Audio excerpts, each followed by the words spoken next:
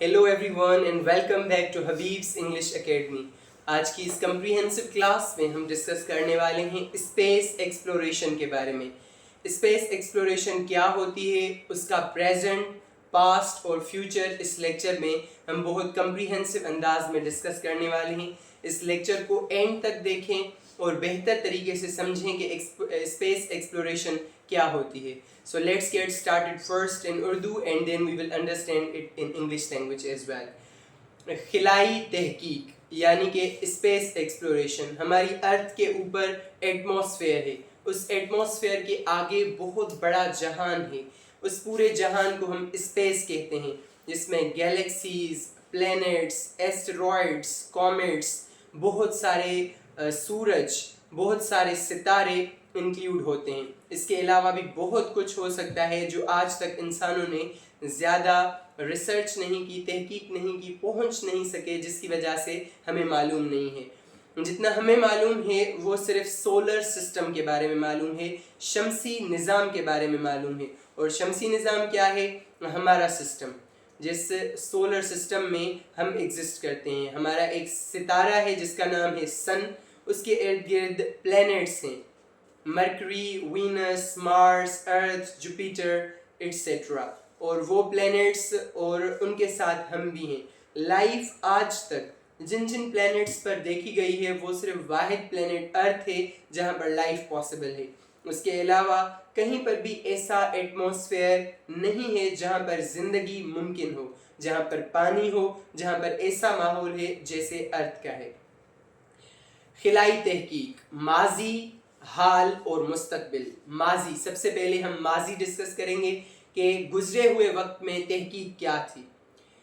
خلائی تحقیق ایک خواب سے شروع ہوئی اور انسانیت کی سب سے بڑی کامیابیوں میں شمار ہونے لگی.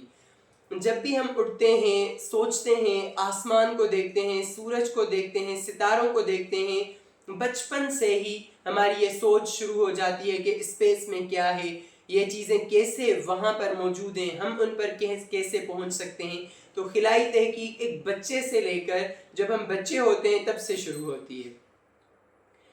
اس کا آغاز 1957 میں سوویت یونین کے ذریعے اسپوتنک 1 کے خلا میں بھیجے جانے سے ہوا. یعنی کہ جو خلائی تحقیق تھی سب سے پہلے تب شروع ہوئی جب سوویت یونین، جو ایک ملک تھا ابھی وہ ٹوٹ چکا ہے، جسے ابھی رشیا کہتے ہیں، سوویت یونین نے 1957 میں اپنا پہلا خلائی سفر کیا تھا جسے اسپوتنک 1 کا نام دیا جاتا ہے، جو پہلا مصنوعی سیارہ تھا اسپوتنک 1. پھر 1961 میں پوری یوری گیگرن خلا میں جانے والا پہلا انسان بنا. پوری دنیا سے، ارتھ سے جو پہلا شخص خلا میں گیا، آسمان میں گیا، اس کا نام تھا یوری گاگارن، جس کا تعلق رشیا سے تھا. 1969 میں اپولو 11 مشن کے ذریعے نیل آرمسٹرانگ نے چاند پر قدم رکھا، جو انسانی ہمت اور سائنسی ترقی کی ایک عظیم علامت بن گئی. دنیا میں پہلا شخص جس نے چاند پر جا کر قدم رکھا وہ تھا نیل آرمسٹرانگ. اس کے ساتھ 2 اور شخص بھی تھے، ایک وہیں پر 2 ان کے خلا میں اندر ساتھ میں رہے جو ان کی سیٹلائٹ تھی، اور نیل آرمسٹرانگ پہلا شخص تھا جس نے چاند پر قدم رکھا. تو یہ ایک اپولو 11 نے ہسٹری قائم کر دی کہ چاند پر پہلا انسان پہنچا. ان ابتدائی مشنز نے خلا اور سیاروں کے بارے میں ہماری سمجھ کی بنیاد رکھی. یہ ہو گیا ماضی. ابھی حال میں کیا ہے؟ آج خلائی تحقیق ایک انقلابی دور میں داخل ہو چکی ہے. ہم دیکھتے ہیں آئے دن ایک نئی تحقیق ہمارے سامنے آتی ہے. کبھی ایلن مسک اپنی سیٹلائٹس پوری دنیا میں گھماتا ہے جو پاکستان، انڈیا اور بہت سارے ممالک میں دیکھی جاتی ہیں. کنٹینیوس سیٹلائٹس، جنہیں کچھ لوگ روشنی سمجھتے ہیں، کچھ لوگ کیا سمجھتے ہیں، کچھ لوگ کیا. تو ہر آئے دن ایک نئی نئی تحقیق ہوتی ہے. بڑی خلائی ایجنسیاں جیسے NASA, S S A, ISRO اور نجی کمپنیاں جیسے اسپیس ایکس، مریخ جو ایلن مسک کی کمپنی ہے، چاند اور اس سے آگے مشن بھیج رہی ہیں. चांद पर मिशंस भेजना और उससे आगे मिशंस भेजना आजकल के ज़माने में मुमकिन हो चुका है, and that is possible because of these great companies. James Webb space telescope हमें कायनात के इब्तदाई राज दिखा रही है।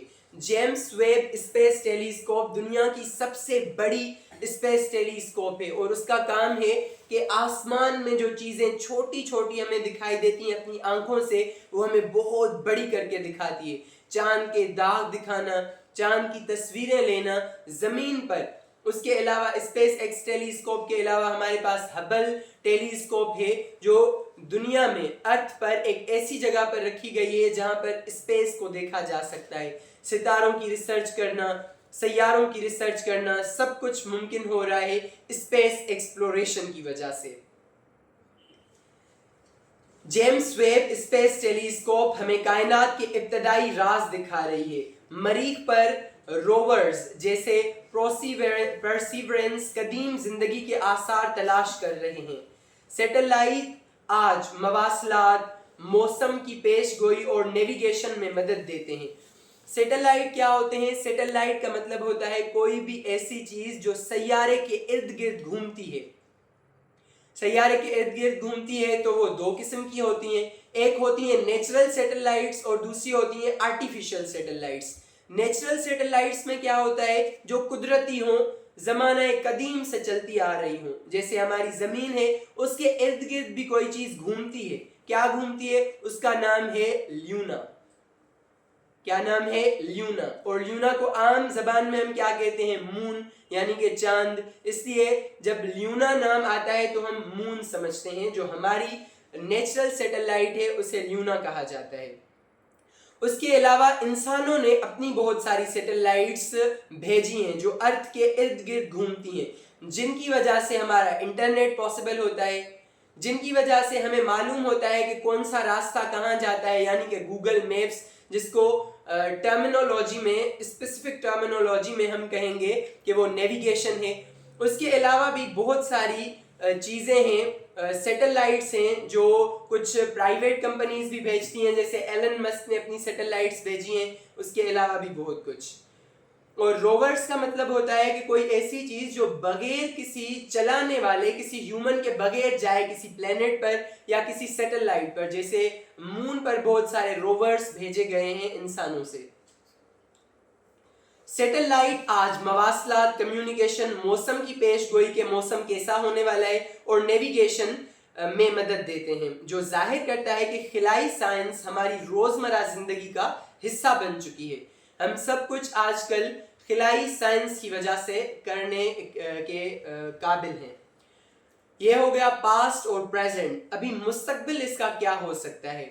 मुस्तकबिल, खिलाई तहकीक का मुस्तकबिल बेशुमार इम्कानात से भरपूर है, यानी कुछ भी हो सकता है, बहुत सारी पॉसिबिलिटीज मुमकिन है। मरीख पर इंसानी बस्तियां, चांद पर अड्डे और गहरे खिला के मिशन की मंसूबा बंदियां जारी हैं। मरीख पर इंसानों की बस्तियां बनाना, कॉलोनीज बनाना मुमकिन हो चुका है। चांद पर जाकर रहना उस पर सोचा जा रहा है। मरीख पर मिशंस भेजना सोचा जा रहा है और मुख्तलिफ चीजें होती जा रही हैं। मस्नूई जहानत, आर्टिफिशियल इंटेलिजेंस, रोबोटिक्स और खिलाई सियाहत। खिलाई सियाहत यानी हम अर्थ पर तो सियाहत करते हैं, कहीं पर घूमने के लिए गए, मरी गए, इस्लामाबाद गए, कनाडा गए, अमेरिका गए, पर दुनिया से आगे यानी चांद पर घूमने के लिए जाना, सियाहत के लिए जाना, इसको भी मुमकिन बनाया जा रहा है। जो अफोर्ड कर सकते हैं वो चांद पर जाएंगे घूमने के लिए, यानी सियाहत मुमकिन हो रही है। रोबोटिक्स और खिलाई सियाहत जैसे तस्वुरात हमारे खिला से ताल्लुक को बिल्कुल बदल देंगे। दूसरे सैयारों पर जिंदगी की तलाश, नई दुनियाओं की खोज और सूरज के निज़ाम से बाहर सफर एक दिन हकीकत बन सकते हैं। नतीजा, कंक्लूजन, खिलाई तहकीक तजस्सुस यानी एक चाह होता है जो आप किसी चीज के बारे में जानना चाहते हैं। जैसे नेचुरली होता है कि ये चांद किस चीज का बना हुआ है, हमारी अर्थ किस चीज की बनी हुई है, इसको क्यूरियोसिटी कहते हैं। और जिसमें जितनी ज्यादा क्यूरियोसिटी होगी, अक्लमंदाना तरीके से, वो उतना ज्यादा जानने के काबिल होगा और उतना ज्यादा होशियार होगा। خلائی تحقیق تجسس، ہمت اور دریافت کا سفر ہے. یہ انسانی فطرت کی بے پایاں جستجو کی عکاسی ہے. ستاروں کو دیکھنے سے لے کر ان کے درمیان چلنے تک ہم ناممکن کو ممکن بنانے کے سفر پر ہیں قدم بقدم. Now the same version will be in the English language as well. Space exploration, past, present and future. Past. Space exploration began as a bold dream and turned into one of humanity's greatest achievements.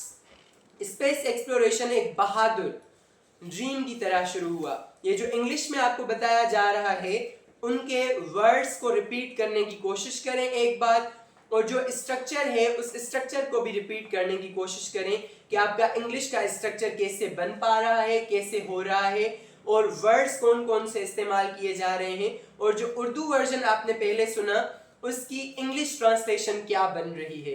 تو آپ کی English language ایک next level پر پہنچے گی اور یہ class آپ کے لیے بہت بہت پر اثر ہونے والی ہے. The journey started by the launch of Sputnik 1 by the Soviet Union in 1957.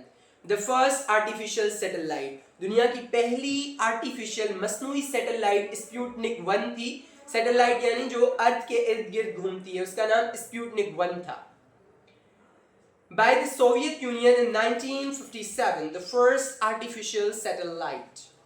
Then came Yuri Gagarin, the first human in space in 1961. 1961 میں پہلا انسان اسپیس میں گیا جس کا نام تھا یوری گاگارن, اور اس کا تعلق رشیا یعنی کہ سوویت یونین سے تھا.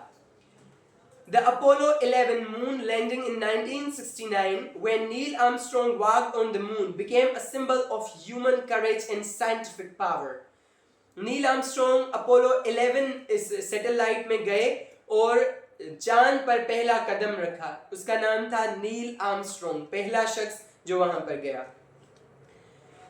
Human courage and scientific power. Early missions laid the foundation for our understanding of space, planets, and the vast universe.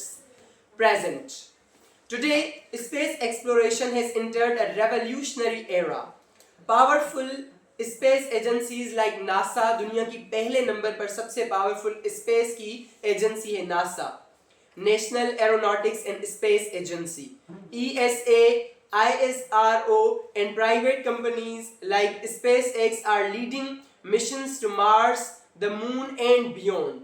The James Webb Space Telescope is revealing the secrets of the early universe.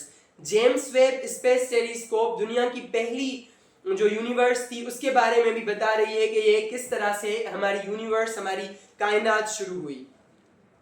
اس کے بعد the James is revealing the secrets. Mars rovers like Perseverance are searching for signs of past life. مارس کا Rover جس کا نام پرسیورنس ہے وہ کوشش کر رہا ہے کہ کیا یہ ڈھونڈ پائے کہ کیا مارس پر پہلے زندگی ممکن تھی.